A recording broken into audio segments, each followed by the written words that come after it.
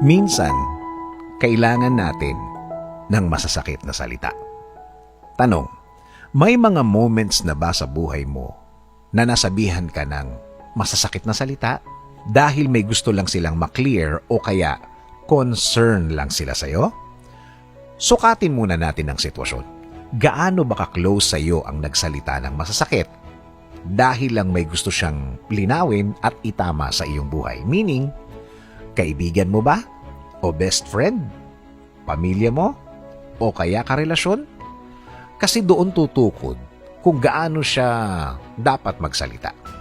Kung best friend o kaibigan mo ng matagal, malamang wala ng paligoy-ligoy yan. Talagang derechahan na yung mga salita na yan. Para wala nang masayang na oras.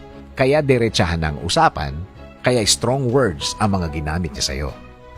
Ganon din ang pamilya. Kung pamilya siya o kaya pamilya na ang turing niya sa'yo, ganon din yun.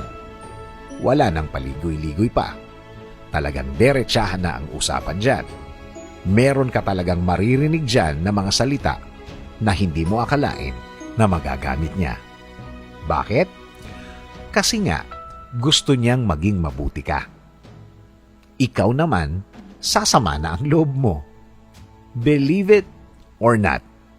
Minsan, ganito ang sitwasyon ng mga magulang.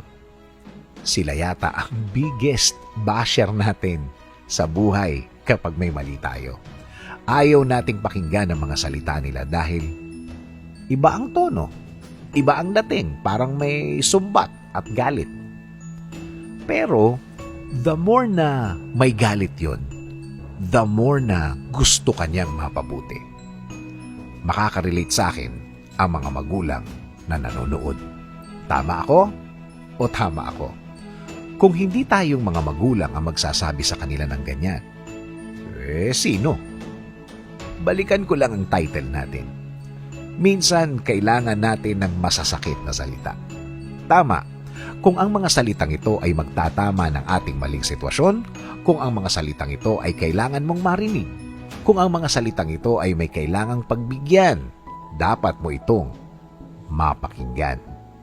Alam mo naman siguro sa puso mo na minsan, ginagamitan tayo ng mga masasakit na salita para magising tayo sa isang tulog na may masamang panaginip. Kung hanggang ngayon ganito ka kasensitive, baka wala nang masyadong